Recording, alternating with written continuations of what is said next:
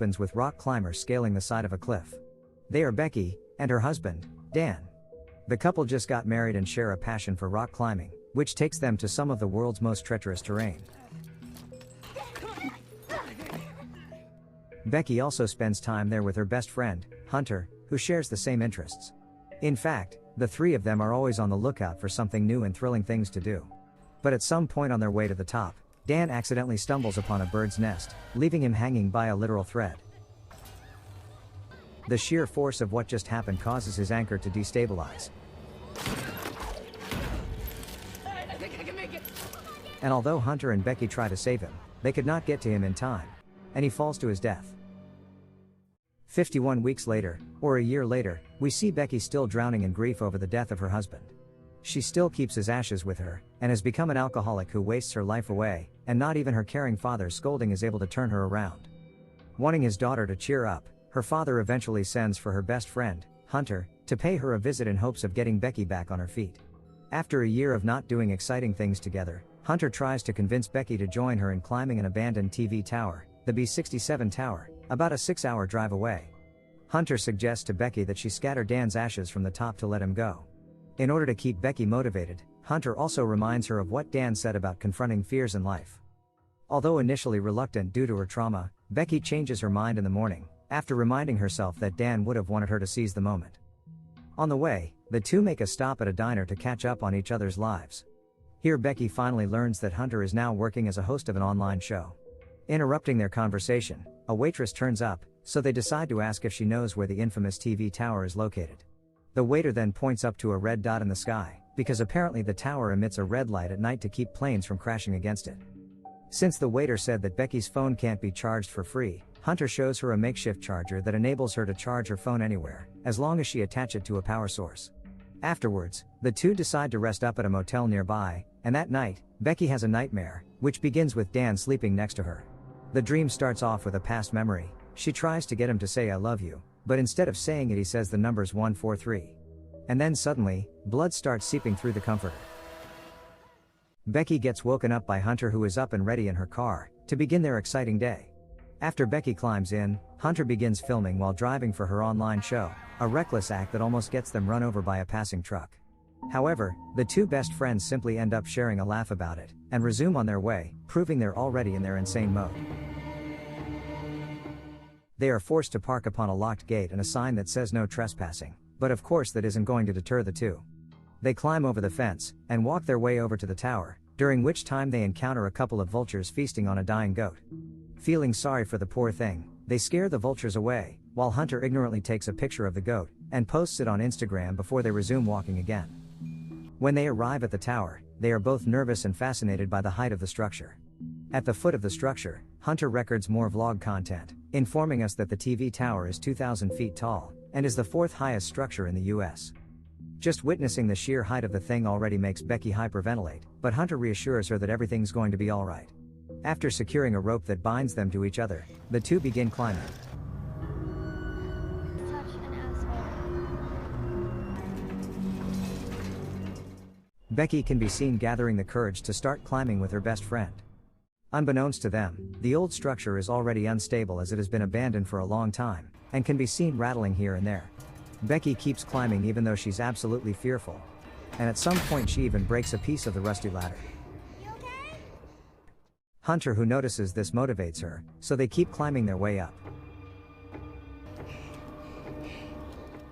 They then stop for a while to have a drink. According to Hunter, the lines indicate that they are halfway up, which would mean that they have climbed 1,000 feet, or the height of the Eiffel Tower. At this point, they're so high up that the wind is blowing really strongly. Finally, they reach the first ledge. After climbing the 1,800-foot ladder inside a steel cage, they'll proceed to climb the 200-foot high external ladder. Climbing up the ledge, Becky inevitably witnesses how far up she is, a sight which makes her visibly disturbed. But with Hunter's constant encouragement, she climbs on. Here, Becky's anxiety keeps on flaring up as she pushes herself to the absolute limit. They then pass the satellite dish, and keep climbing up the tower. At some point, Hunter starts making fun of Becky by shaking the ladder. But unbeknownst to them, a bolt on the ladder is released. The two eventually arrive at another ledge at the very top after all of their anxieties.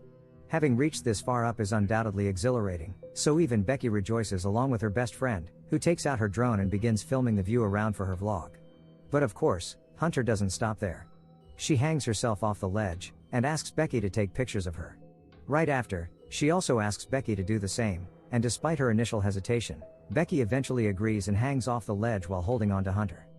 Despite the precariousness of it all, the two are miraculously not dead yet, and Hunter proudly embraces her best friend for overcoming her fear. Up next, it is now time to do the grand gesture. Becky takes out Dan's ashes and spreads it to the wind, and the two share a heartfelt moment reminiscing about Dan. Now that that's over and done with, they are ready to head back down. They tuck all their things back inside the backpack, and put their harnesses back on, and Becky goes first. But this time, things escalated quickly when the disaster struck. The old ladder finally breaks, suspending Becky in the air.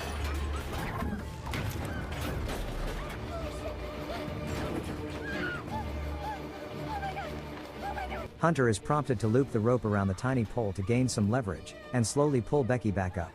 Meanwhile, the entire length of the ladder is now ripped off of the main pole, crashing down to the ground behind Becky. Once Becky makes it back up, she and Hunter laugh in relief, but it doesn't take long for them to realize that the ladder is now gone, making it impossible for them to climb their way down. They tried checking their phones, but of course there is no signal this far up the ground. They then discover a small emergency box at the bottom of the pole, which contains binoculars and a flare gun, but there is no point to use the gun right this second. Not only that, Becky's backpack, which contains their water and drone, is now stuck on a satellite dish below them, very much out of reach. Becky begins to panic, even more so when she realizes that there is now a massive gash on her thigh. Hunter assures her that the loud crashing noises caused by the ladders falling earlier must have drawn some attention, and help should be on the way. Hearing this, Becky calms down and agrees to wait. At some point, Becky pees off the ledge, because she is no longer able to hold it.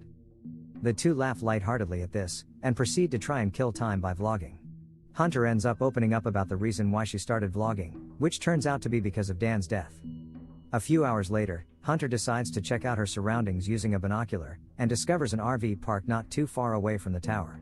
This is when an idea comes to her mind. She takes out her phone, and remembers that there was signal when they were at the bottom, looking at the amount of likes on her recently posted picture. This means that if they lower their phone enough, they would eventually be able to get a signal. Hunter sets up an Instagram post calling to her followers for help, then secures her phone with a hair tie. She then lowers it using the rope, but they still don't hear a ding that marks that it has been posted. Therefore, the insane Hunter decides to hang herself down the remaining ladder, but unfortunately, it still won't post. Right after, Becky comes up with the idea to simply drop the phone down, but to keep it from breaking, they tuck it inside Hunter's shoe, and pads it with socks, and a push-up bra before dropping it below.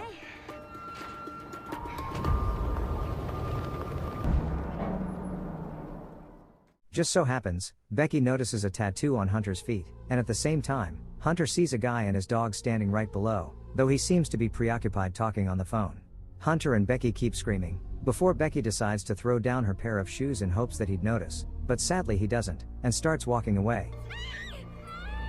Becky takes out the flare gun and is about to shoot it, but Hunter tells her to wait, because apparently, there are people parked with their RV not too far from the tower, so they should wait until sundown to fire the flare. While they wait, Becky kills time by browsing through her phone looking at old videos, and notices an odd clip. In it, she sees Hunter staring at her and Dan in jealousy.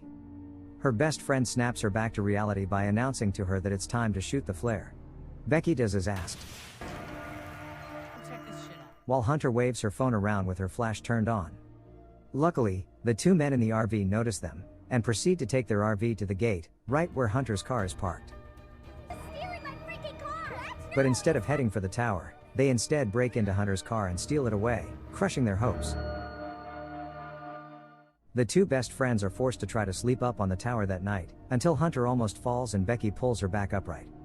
It is here that Becky points out the tattoo she just saw on Hunter's bare feet, which contains the numbers 143, of which are the numbers Dan always said whenever Becky asked him to say I love you.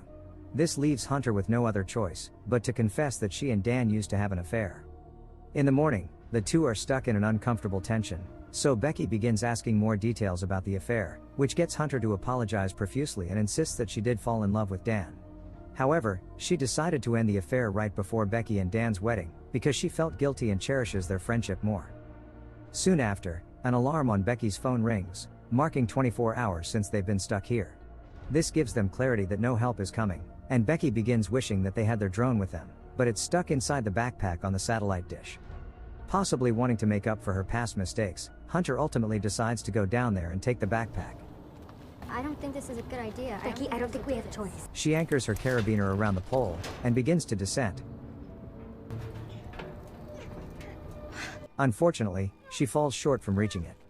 Being the reckless daredevil she is, she unhooks herself from the rope and jumps on the dish, successfully reaching her backpack. However, now the rope is out of reach.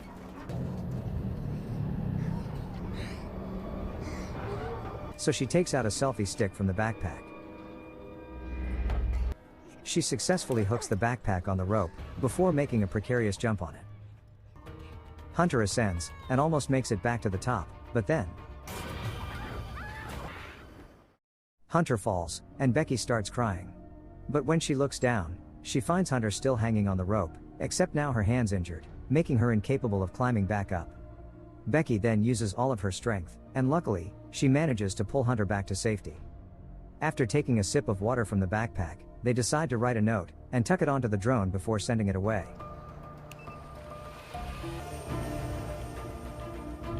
Unfortunately, it runs out of juice before it makes it too far, forcing them to send it back.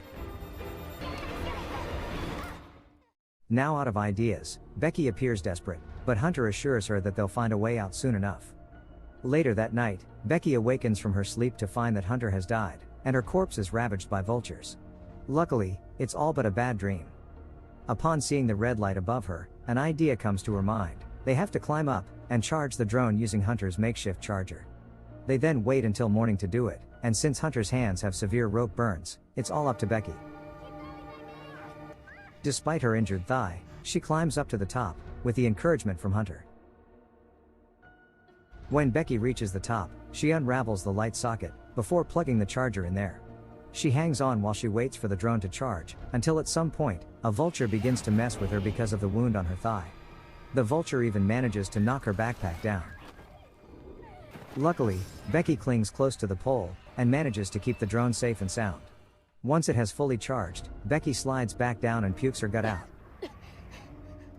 They now have to wait for the diner to open to send the drone there, but due to the lack of food and exhaustion, Becky struggles to not pass out. Hunter helps her stay awake by keeping a conversation with her, until it is time for them to send the drone.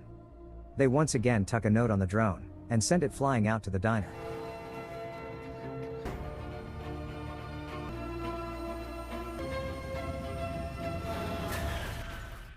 Again, it's too bad that it gets hit by a passing truck just before reaching its destination. Hopeless, they watch the day go by, until Becky voices that she can't possibly survive another day out here, but Hunter reminds her to stay strong. Realizing that her best friend is right, Becky asks Hunter for her other shoe so she can throw her phone down this time, since it's the very last thing they can do. Well, this time Hunter says no, because as it turns out, Hunter was never up there with her this whole time. Yes, that's right folks, Hunter has actually died a while ago, when she fell after retrieving the backpack, and her dead body is now lying on top of the dish below, being eaten by a vulture. The grief-stricken Becky has been alone this whole time, but instead of acknowledging it, conjures up a delusion of her best friend so that she won't feel so alone. Finally hit by reality, Becky breaks down crying, while harsh wind blows around her. She remembers her father, and how much she loves him, and decides to record a goodbye message, seemingly has given up on trying to survive. On the other side of the story, her concerned father has been trying to contact her and find her whereabouts. On the next day, we see our girl Becky still sitting up on the tower, and her injured leg has drawn the attention of a hungry vulture.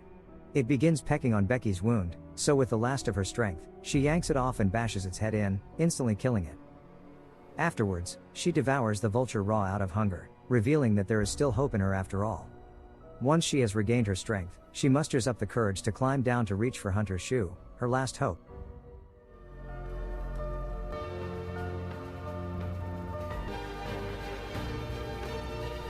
She then releases the rope, and lands on top of the satellite dish, scaring the vulture that is devouring Hunter's flesh.